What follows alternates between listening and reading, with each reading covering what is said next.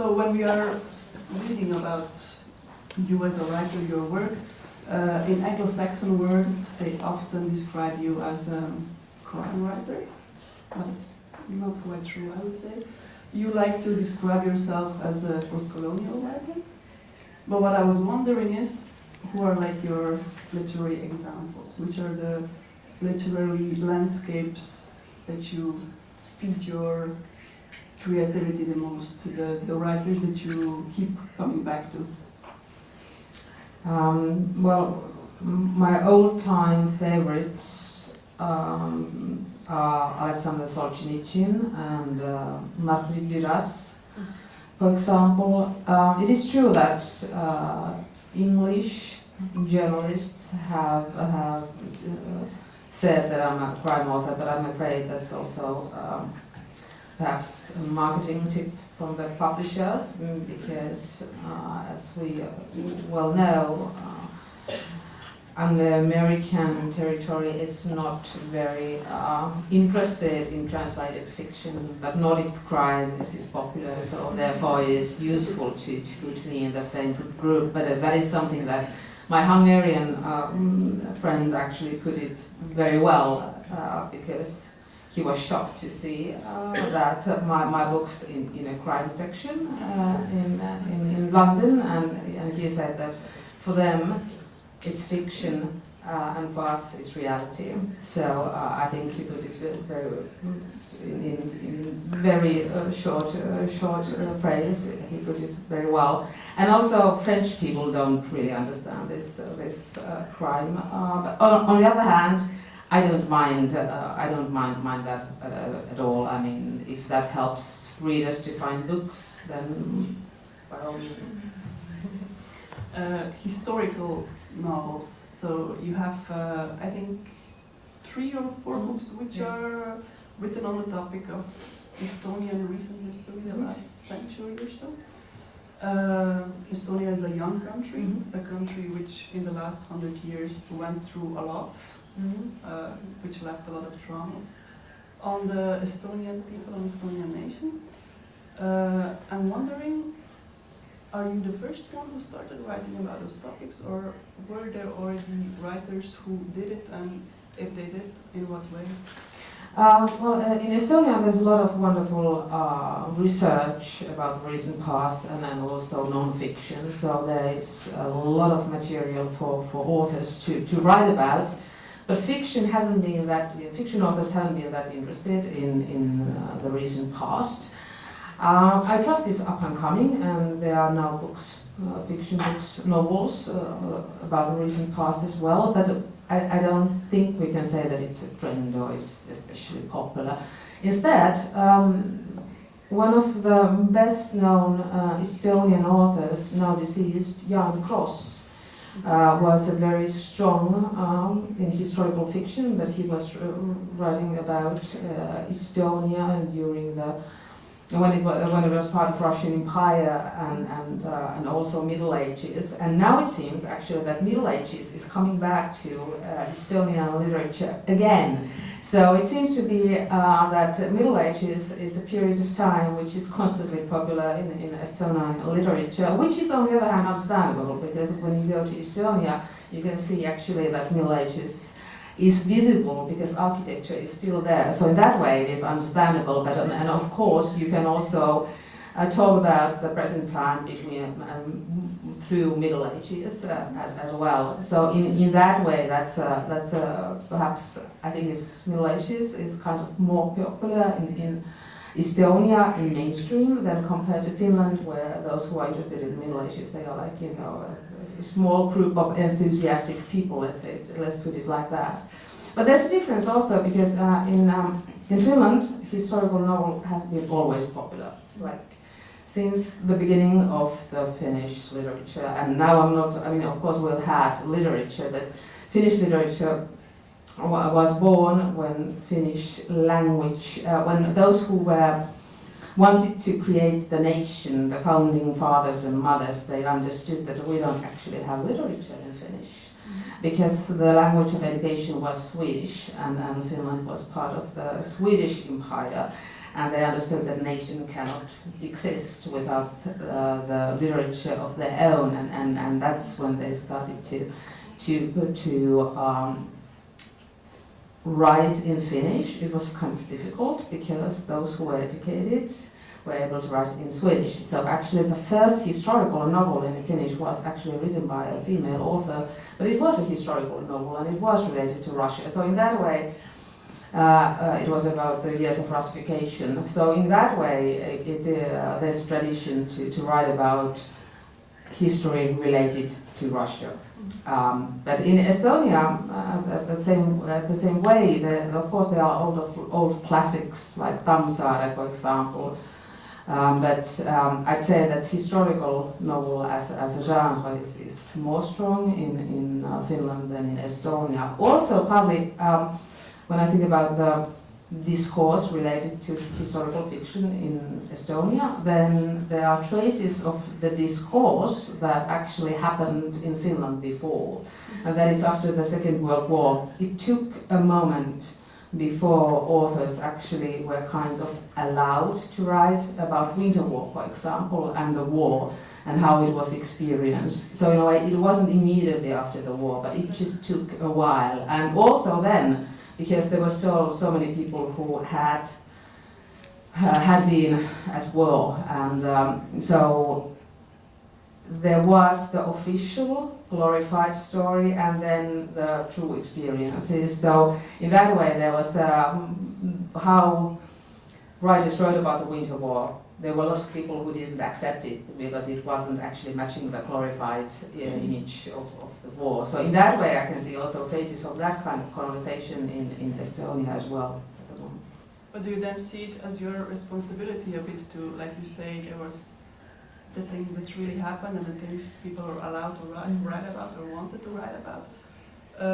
If I read your work, if I read your novels, your essays, I have the feeling that your two main concerns as a writer is like giving voice to the people who don't have it, who cannot speak anymore, who don't dare to speak, and putting a light on a history that we looked away from, or that we didn't talk about, or that we were not told about. Or what hasn't been considered important enough for big narration and history writing. I mean, I'm usually interested in things or events that are kind of behind the big headlines. And usually the big headlines are related to battles. And battles are important, yes, but are much more interesting in what is happening actually behind the front line, and on how the war affects those who are at home, those who are on the opposing side, and so on. For example, in Purge, I was much more interested in what's happening at home, how women and children supported the resistance movement, for example, and how they helped the resistance, which is an important story, but again, it's not actually the biggest headline of the war. I found it very beautiful the way you describe not only the female characters, but also the things they do, their daily routines, the recipes they are making, the talks they have, the stories they share. And I had a feeling that especially when it comes to food or material stuff, like things that are going from generation to generation, that in the times of war, in times of occupation, in times when national identity was very vulnerable, that was actually the thing that kept them going on, and yeah, that was more important than the words. Yeah, that's well put. I mean, what are the things that are keeping nations together, or how a national identity is formed? For Estonia, some things are quite kind of easy in that way that the language is a clear identity, and Estonian language is a smaller language, so in a way you need to protect it, you need to keep it alive, and that goes also for Finland, another small nation. So the history is different. But then, yes, the traditions that are passing from one generation to another, those are also something that is keeping people together. And was it also the beginning of your, and did your stories begin there in oral tradition? Because I was reading that the Purge, the motivation to write the Purge was a story you heard from your grandma. Oh yes, a family member, a young girl at the time, was living with her mother, and they found a wounded soldier on their, behind their house, and he was asking for help, and they treated him. And also, he was badly wounded, so they built him a secret cabin in the house. But somebody at the village turned them in, and then the Soviet officials, that is NKVD, came and they took the young girl for the questioning, but not the mother. The girl did come back, and she looked like that she was physically okay, but she never spoke since. I don't know what happened to the man, probably nothing good, but this is something I heard already as a child, and of course as a child you don't actually think that it is just a story that is, it is in the family, but I didn't think actually what it actually meant, what had actually happened. And as an older, of course, you can read between the lines. I mean, what is something that makes you so silent that you don't actually talk anymore? So that was one of the starting points for Purge. And on the other hand, when in the book, When the Dog Disappeared, if we look to your family history, you were mentioning your grandfather was in a partisan movement, while two of his brothers were on the opposite sides. So one. It was like three brothers. One was deported and one was the deporter. Yeah, that's kind of a pretty common Estonian family story, is that families were divided like this. My father was a forest brother, his brother was a deporter, and the third brother was deported to Siberia. So in that way, it's, I think in quite many Western countries, it's what I have the impression that people might have difficulties of understanding that, in one family you can have people who have been in different armies, for example. But in Estonia it was pretty common that, it was just pure luck for many. Whether it was you were mobilized to German army or the Soviet army, or whether you managed to escape both of them, or perhaps you managed to flee to Finland and join the Finnish army, which was also one possibility. But yeah, in that way, it was these kind of stories were very common, and I remember still my grandfather's brother, who was the deporter, and he of course was a hero of great patriotic war, and also it was kind of strange also to understand that the fact that he was this war hero as well, because he had been to Soviet army as well, not voluntarily as far as I know, but anyway he was there, and how also the way he carried himself was like, of Soviet army's personnel, and that was very strange, and also because he visited my grandparents, so in that way it was, but it was part of ordinary life, and it wasn't that they didn't. My grandmother and grandfather didn't talk with him about that. Okay, you just didn't. You knew when the deportation came, but you never told us. Even though that is something that we did all know, but it was not something we discussed now. Yes. But were you intrigued by those topics already as a child, or did it come later when you started writing? No, because I wasn't thinking that it's a kind of literary theme. Yeah, it was part of everyday life and an ordinary life. It wasn't an unusual story as such. So in that way, I wasn't thinking about that I'm going to write about it. Also, even though I did want to become an author already as a child, but I wasn't thinking those stories as a literary themes, also because they were not written at the time. So in that way, at the time, of course, we didn't see the future, and we didn't know that Estonia is going to regain the independence and the Soviet Union is going to collapse. So in that way, and if it hadn't, of course, it would be a different situation, and it's impossible for me to say if I've been writing these stories. I would like to talk to you about female characters, but maybe we start with reading a fragment from the book we chose. So first Sophie reads in Finnish, and then the actress Barbara Rybnikar will read the translation in Slovene made by Julia Pavlic.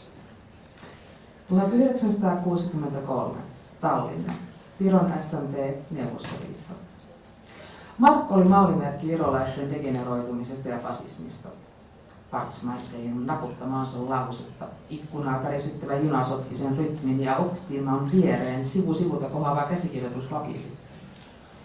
Lause oli ytimekäs ja sisälti tarpeeksi vahvan latauksen, mutta se oli liian koleo. Se ei vielä herättäisi kenessäkään tunteita, painajaisia. Lukijoiden olisi saatava painajaisia. Siksi ihmissyönti oli ollut Martinsonilta Neron työtä, vaikka Parts ei millään nimestä Neroksi kutsunutkaan. Sellaista lasta ei olisikaan, jonka yöuniin kannibalismi ei työntyisi, ja niin varhaista tunnejälkeä olisi mahdotonta pyyhkiä pois. Kukaan ei muuttaisi käsitystään myönteiseen suuntaan lapsena kannibalisteiksi määrittelemistään ihmisistä. Ervin Martinson oli yhdellä sanalla vääntänyt maailmanhistorian pyörää osaston toivomaan suuntaan. Yhdellä sanalla. Tunne oli vahvempi kuin järki, sitä oli konttorin kanssa käyty läpi. Tunne väittää järjelle vastaan ja siksi tunnereaktio on saatava aikaan ensin.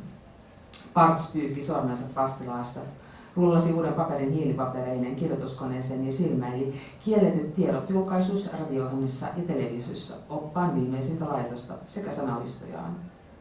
Toveri Porkko oli epäröinyt ojentaessaan opasta Partsille, mutta kuitenkin merkinnyt Partsin teoksen vastaanottajaksi. Sanalistoissa negatiivisten tunteiden herättämiseksi tarkoitetut sanat olivat omassa sarakkeessaan, positiivisten omassaan. Parts oli ensin ajatellut, että näin tiukat valjaat pilaisivat mahdollisuudet oman kielen kehittämiseen, sen lennokkuuden hiomiseen. Lopulta niiden noudattaminen kuitenkin kävi luontevasti ja sihti oli kohdallaan. Tiedettiin, että Markku oli ottanut mallia esimieheltään tavassa koristella joulukuusensa. Hän koristeli sen leirille tulleiden eikä sieltä koskaan poistuneiden neuvostokansalaisten kulttuurisormuksilla ja antoi lasten leikkiä piirreleikkiä kuusen alla, niin nautti näkemästään. Parts naksautti sormiaan. Hän ei muistanut, missä tarkalleen oli nähnyt tällä tavalla kuoritetun kuusen tai oliko ylipäänsä nähnyt itse. Mielikuva oli kuitenkin niin voimakas, että sitä oli syytä käyttää. Samalla vahvistettiin negatiivista käsitystä joulukuusesta ylipäänsä, sekään ei ollut huono asia. Oliko hän löytänyt oikean sävyn? Parts muikisti suutaan. Ehkäpä pitäisi lisätä mukaan vielä tarkempia tietoja silminnäkijöistä. Nainen, joka oli joutunut katsomaan tätä irrokasta näytelmää. Tarton keskitysleirille viety Maria oli siitä onnekas, että hänet oli valittu palvelijaksi Markin talouteen. Onnekas hän oli siksi, että vältti julmamman kohtelun ja siksi, että onnistui varastamaan Markin taloudellista ruoantähteitä, mutta onneton siksi, että joutui tarjoilemaan jouluateriaa samalla, kun joulukuusin kynttilät valuttivat talia tapettujen neuvostokansalaisten sormuksille. Oliko joukossa hänen äitinsä sormus tai hänen isänsä? Sitä Maria ei saa koskaan tietää.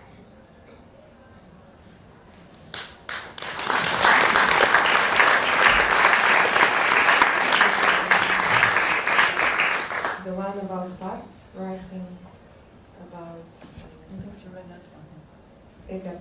Just read it, yeah. The cannibal.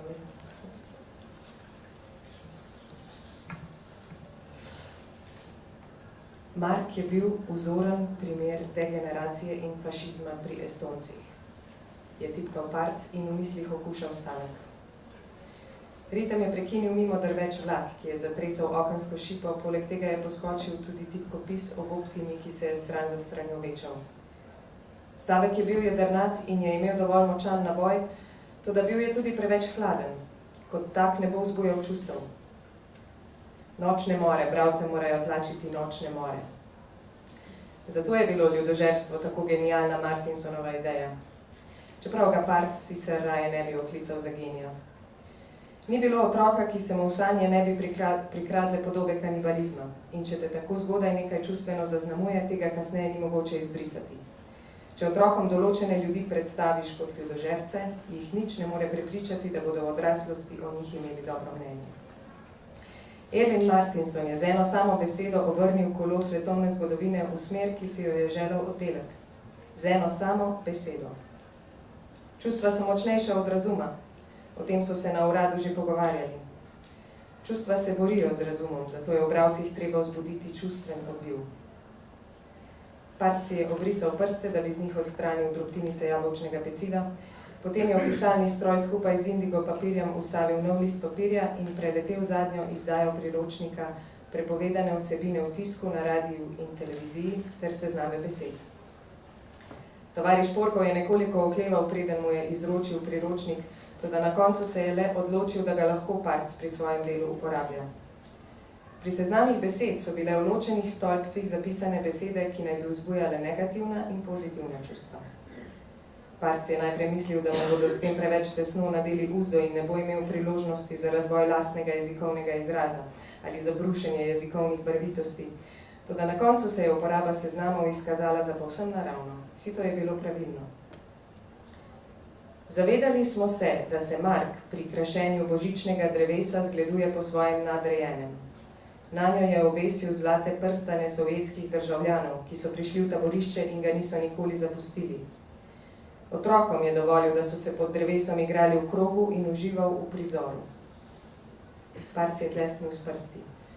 Ni se mogel spomniti, kje točno je videl takšne okraske na božični smreki, oziroma ali jih je sploh videl na lastne oči. Toda podoba je bila tako močna, da jo je moral uporabiti. Hkrati je s tem tudi krepil negativen odnos do božičnih dreves, kar tudi ni bilo slabo. Mogoče pa bi moral dodati še nekaj podrobnosti o ljudeh, ki so bili priča temu prizoru. Naprimer o ženski, ki je morala gledati to grotesko. Marija, ki so jo odpeljali v taborišče v Tartuju, je imela srečo, da so jo določili za pomočnico v Markovem gospodinstvu. Srečo je imela zato, ker se je s tem izognila krutejši usodi in je lahko pri Marku kradla ostanke hrane. A to je bila tudi nesreča, saj je morala streči božično večerjo, medtem ko je sveč na božičnem drevesu kapljal loj na prstane umorjenih sovjetskih državljanov. Je bil med njimi morda tudi prstan njene matere ali njenega očeta? Tega ni nikoli izvedela.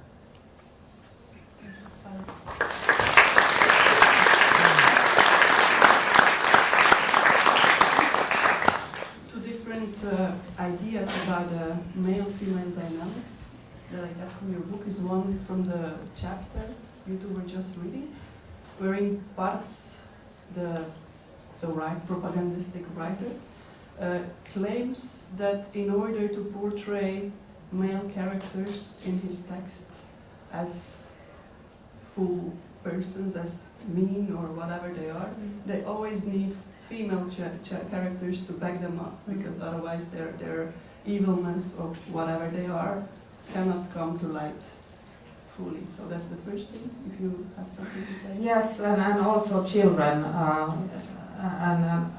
It was a common knowledge in Soviet Estonia that whatever happens, then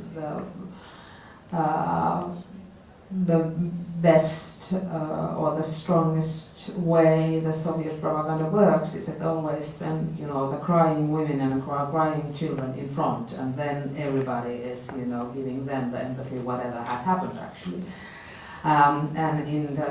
And actually, when I was writing this, this was published in Finland in 2012, so before the war in Ukraine, but I mean now we've been seeing the same sort of fabrications. Russia has been saying that Ukrainians are eating children and crucifying kids and things like that. So in a way, the tools are the same. And again, children and women are playing their part in these kind of fabricated stories. But yes, in that way, a woman is a kind of something that creates more emotions. Mm-hmm. And that's good. To keep the reader going on. Yeah. And then in your novels, I have the feeling that the female characters you portray are actually keeping the world the man destroyed together somehow. They make it survive in a way. Yeah, well, they are the ones who have to provide. They have to take care of the home and the children, and that was one of the roles I wanted to write about when I was writing Purge, because in Estonia there are plenty of books and legends and stories about forest dwellers, but the role of the women, without whom the men wouldn't have survived in the forest, hasn't been actually. Hasn't paid that much attention, because women were the ones who were providing the food, the medication, and clothing, for example, and also children were doing that job, and that was dangerous. So in that way, even though that might not seem as heroical as actually fighting, then it was one way of fighting anyway. You know, without the support, there cannot be resistance. The chapter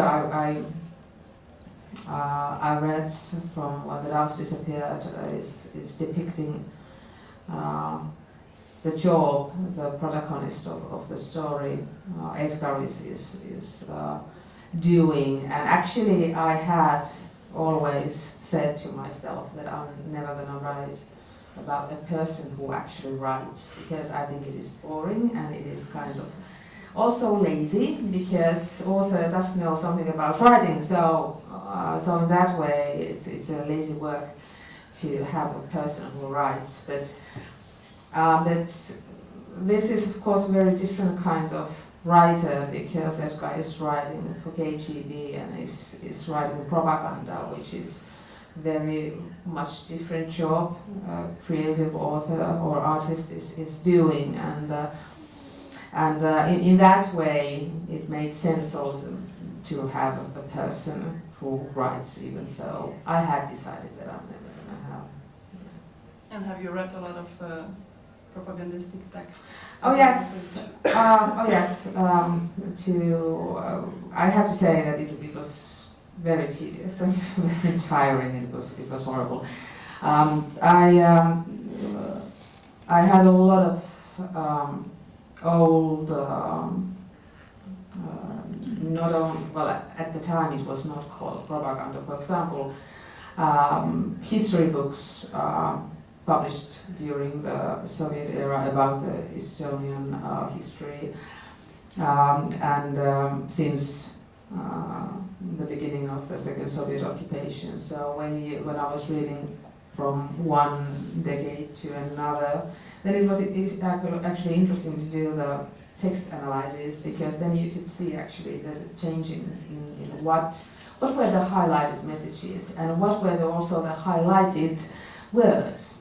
Because as here they did have the exact word lists what to use, and well, now Russia is having their own word list what to use, and the eternal favorite is always fascist. Fascist is always popular, for example, in 50s they were using the word what would be in English.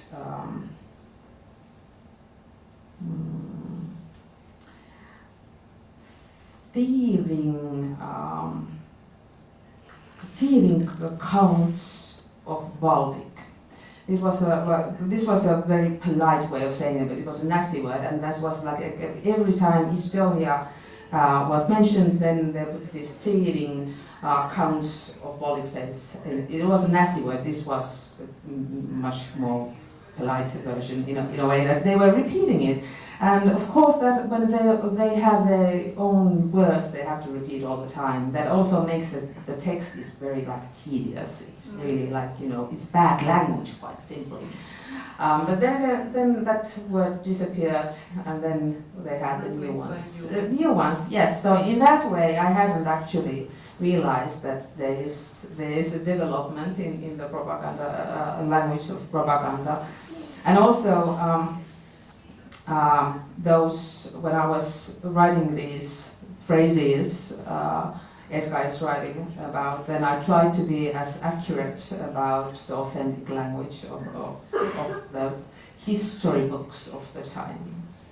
Edgar, it's quite a fascinating character, not in a good way, but still very Yeah. fascinating. He's based on the real person who was doing just the same things, but he could actually be in the world we live in, also like a genuine person of nowadays, because nowadays I think we're like, in a way, heading back to all this rewriting history, avoiding to name things by its name. So. Yes, that is true. Edgar Parts in the novel, he has a historical role model. Edgar as well. I wanted to keep the name because it's a royal name and suited the character so well. But the role model was Edgar Meus. A man who actually was writing history books for KGB. He was a person who had been also working with the Germans. We have evidence of that, and that might have been the factor that why he was easy to persuade to work for the KGB as well. On the other hand, I have to say that I have a feeling that the character was somehow a person who wanted to please authorities. So in that way, he might have done that anyway. But why I got interested in this person was I was reading a lot of different biographical material about those men. There were always men who wrote the history books for the KGB or history propaganda. But this particular person was fascinating. He has an obsession for aviation. He never had been a pilot in real life, but he forged all kind of flying license to him and certificates. He even airbrushed a photo of himself where he had different medals of honors from all armies, not just one, but he had been, from German, Soviet, French, English, so in a way he just wanted to have them all. And that seemed to be that, okay, this is interesting, do you really want us to believe your photo, or do you believe it yourself? That was a question I started to ask. Also, he was a person who claimed that he had been a pilot for Lenin himself. And that, of course, couldn't have been true, because he had been, a baby. So in that, he was just far too young to be a pilot for Lenin. But he actually did do interviews for Soviet radio about what it had been to be a pilot for Lenin. And this is also interesting because Soviet Union anyway tried to protect the legacy of Lenin. So in that way, they still kind of understood that when you see the picture of the man looking quite young, that this might raise some questions, but it went, so in a way, of course, it was accepted. And he was, when I was listening in the radio broadcasts, he was very good telling stories. He had a very soft imagination. Yes, and he actually made it feel like this really happened, because he had a soft, pleasant voice, like would be very good for commercials nowadays. A pleasant one, you want to listen to him. And then he made it like feel like it really had happened. So, of course, why it's important to have a contact with Lenin is that those who had been in touch with Lenin had relatives in Soviet Union. So in that way, that was a clever move. But anyway, he was good at fabricating his own life story, and obviously made kind of it well. So in that way, I wanted to know what kind of character this was. So, and he was far more fascinating than the other ones I had as candidates. But this was obviously a winner. Sounds like a man of our time. Yes, in a way, yeah. In an essay of you that I recently read, you were quoting an American journalist, I have to check the name, Masha Gessen, Yeah. who was saying, because we are mentioning imagination, who said that our disbelief in things that are happening in Trump being voted as a president and as in Putin as being like the man who rules the world, is the lack of our imagination, because we always say like, oh yeah, that kind of things cannot happen, and that we should just be able to think broader, to see things differently. Yeah, I think she has a point in that, because, you know, also in Finland, in Estonia as well, and of course many Americans, before Trump won, quite many were saying like, it cannot happen. I cannot believe that it's going to happen. And unfortunately, this lack of imagination, or that we want to imagine only good things, but not the worst scenario, is also the reason why Putin is in such a good position and so powerful, because the West didn't believe to the direction Putin was leading Russia. Even when the war had already started in Ukraine and the Georgian war had already happened and all kinds of different attacks had took place, many Western politicians were still saying that Russia is it's complicated, but they are still on the path to democracy. But even though there was no evidence supporting that, it's just that we wanted to believe that. But I mean, unfortunately, that we want to believe that it isn't enough. So in that, I'm not saying that you always have to think the worst, but on the other hand, if you don't think the worst, then you are not prepared. But by reading such novels, which are like dealing with subjects you can't prepare. About, yeah. Your imagination can also, your imagination can get broader, and then maybe you're better prepared and you can believe in things you don't want to believe, but... Yeah, well, at least what I think, of course, many Americans who didn't vote for Trump, they are, and I think they still are, in a state of shock, which I understand. In many countries, populistic parties and all kind of extreme parties have been gaining popularity. And I know a lot of people are kind of, that the future looks very bleak. But I don't know. I mean, Estonia, like when the Dutch disappeared, they were going through very bleak years when the history was officially destroyed. With the same words we are hearing from Russia and the cronies today. And yet, Estonia regained the independence, they are doing now well. Russians to know that they are actually doing well. Actually, Russia doesn't want Russians to know that quite many Eastern European countries are doing well. In that way, I mean, we have been through bad years. In many European, it's just that I guess in many countries, we kind of had this belief that things can only get better, but not worse. But I mean, they can get better, but worse, and then better. So. Yeah, but in a way, I think history is also comforting in that way, that we have gone through worse years also. So in that way, perhaps I'm a little bit less pessimistic. But how do you see your position as an international writer? Your books are translated in more than 50 languages, you travel a lot, people are reading your books everywhere. So you really have a strong position as a writer, not only in Finland or Estonia, but overall. What does it mean to you to suddenly live in a world which is turning more and more back to nationalisms, and Europe is crumbling? And do you still feel like a European author, or you never did? Or European, absolutely. Perhaps, I mean, when I was younger, I wasn't thinking that I am European as such, and perhaps to understand your Europeanness, you have to travel away from Europe.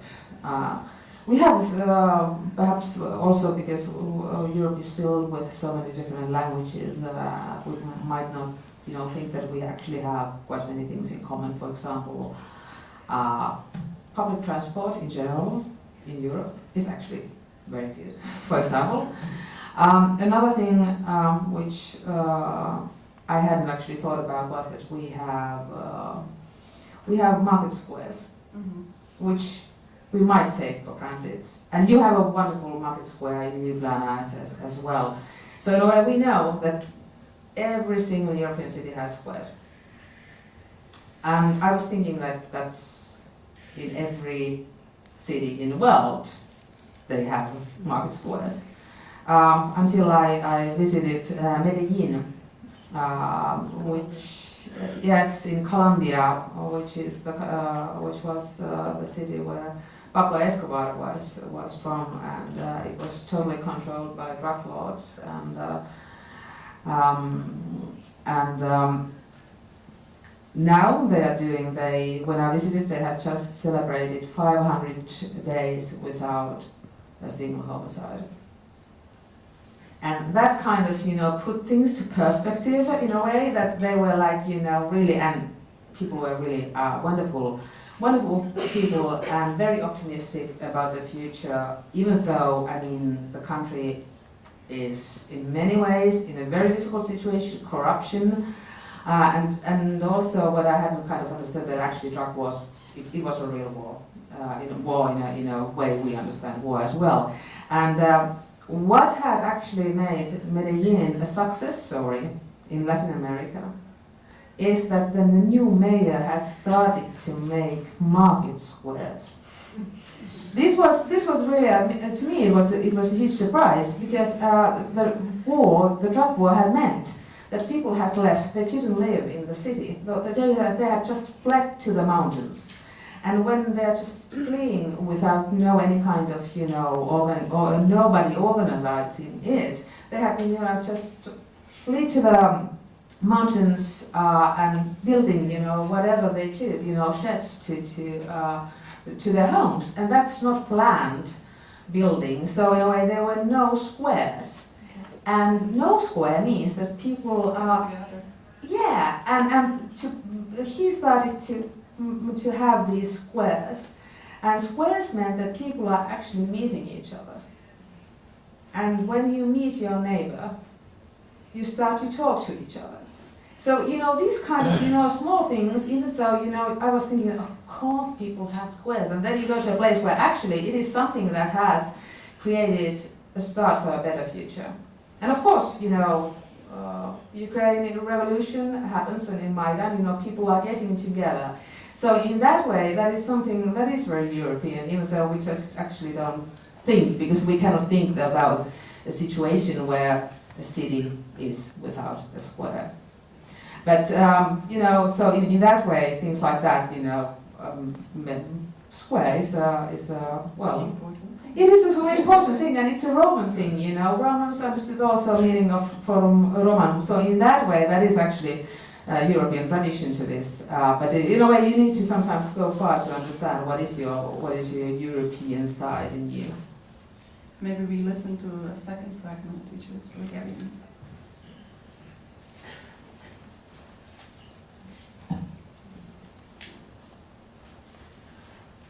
Ulkoa kuuluva mekastus sai juuritin säpsähtämään uudelleen, vaikka äänet lähtivät vain ensimmäisestä kouluvuodosta palavista lapsista.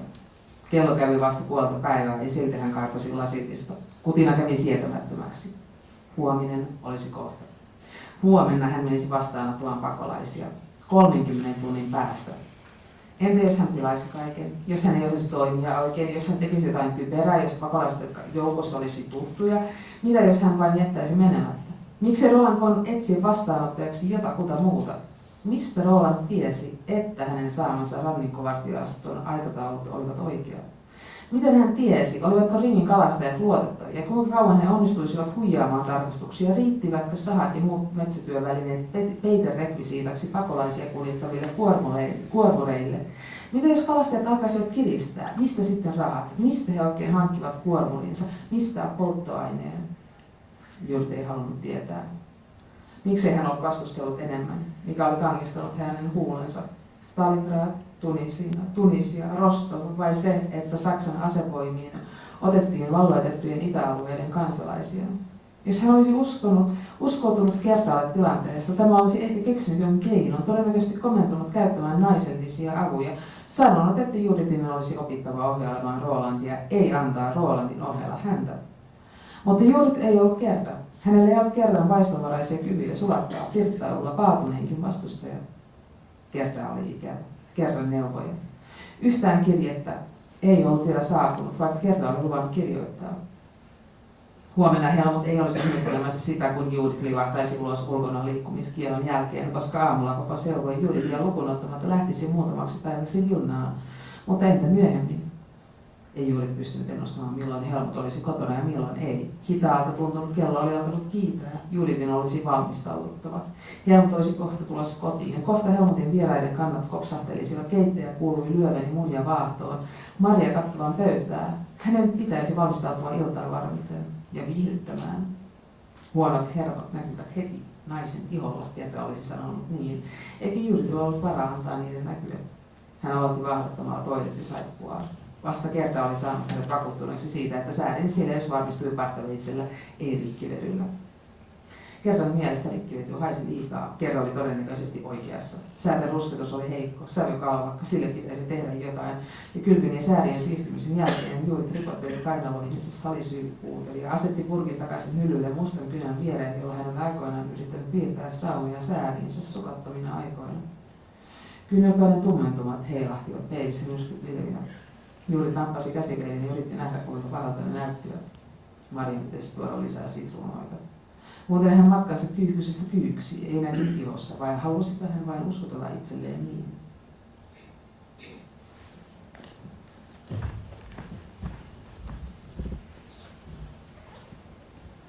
Od zunaj se je zaslišal hrup in Judith se je ponovno zdrznila.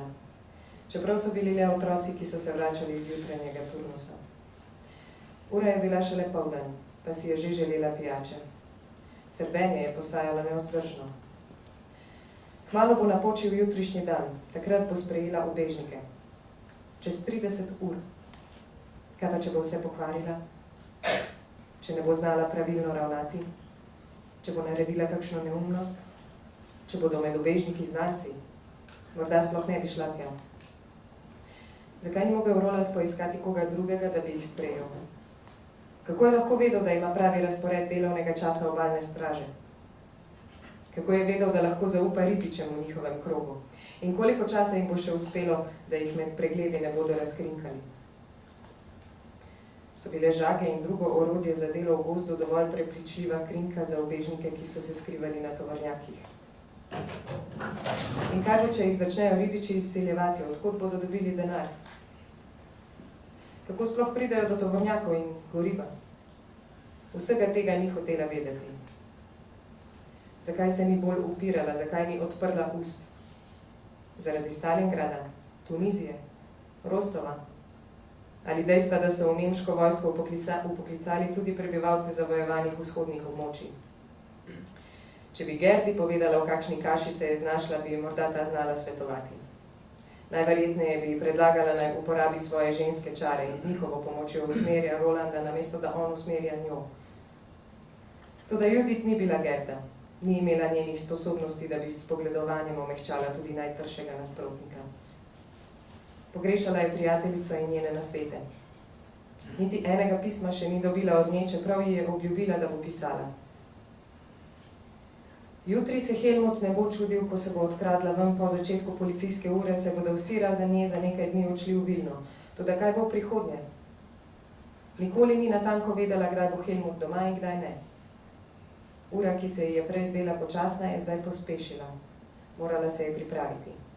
Helmut bo kmalu prišel domov, slišalo se bo topotanje čevljev njegovih gostov. Že zdaj je slišala, kako kuharica stepa jajca in Marija pripravlja mizo. Mora se pripraviti za ta večer, goste mora zabavati. Ženski se na koži takoj poznačajo, dajo živci, to bi rekla Gerda. Judith nikakor ni smela dovoliti, da bi se kaj poznalo.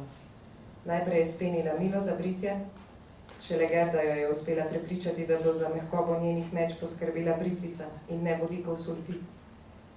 Trdila je, da vodikov sulfit preveč smrdi in očitno je imela prav. Njena meča so bila bleda, porjavelost je že skoraj izginila, glede tega bo treba kaj ukreniti. Najprej se je okopala in si obrila meča, potem si je pod pazduhe natrla s pudrom s salicilno kislino in nato kozarček odložila nazaj na polico, k črnemu črtalu, s katerim si je nekoč, ko se ni dobilo hlačnih nogavic, poskušala narisati črto na zadnjo stran nog. Temna mesta na komolcih so se ji v ogledalu bliskala kot nevihtni oblaki. Zgrabila je ogledalce in poskušala oceniti, kako kritična so.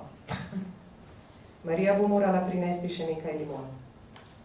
Sicer pa se njena preobrazba iz golobice v gada še ni odražala na koži, ali pa je hotela le samo sebe prepričati, da je tako.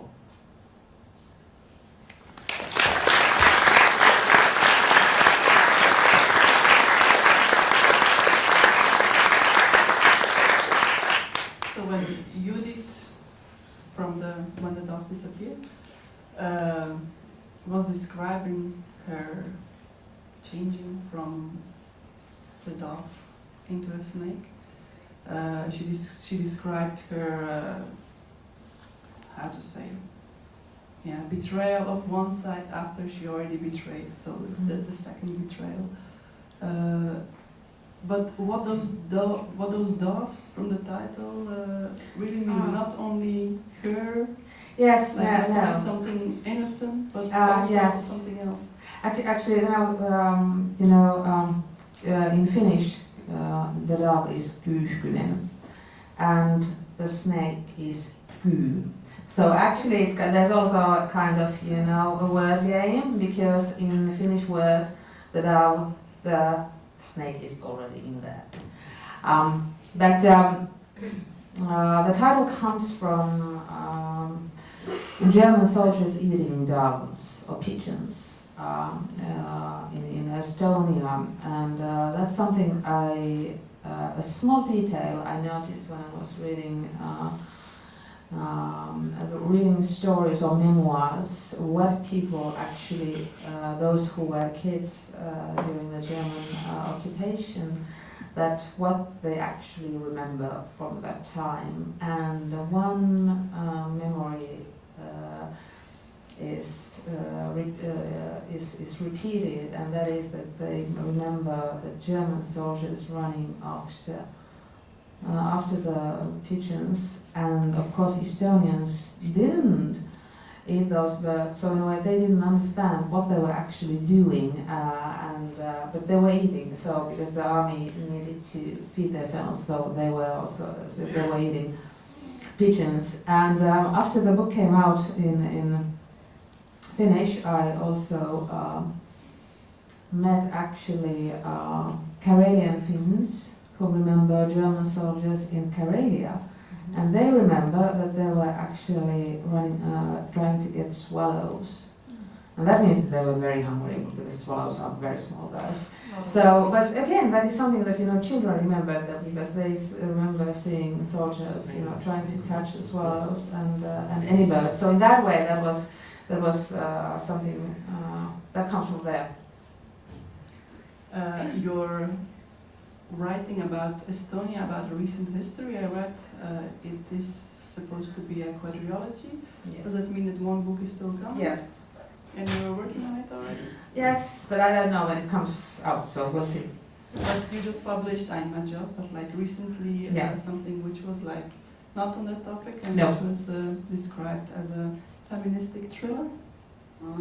I think it depends on the reader, how you want to describe it. It's the title is Norma, and it's a sort of postmodern version of Rapunzel fairy tale in a way. Yes. You want to tell us something more?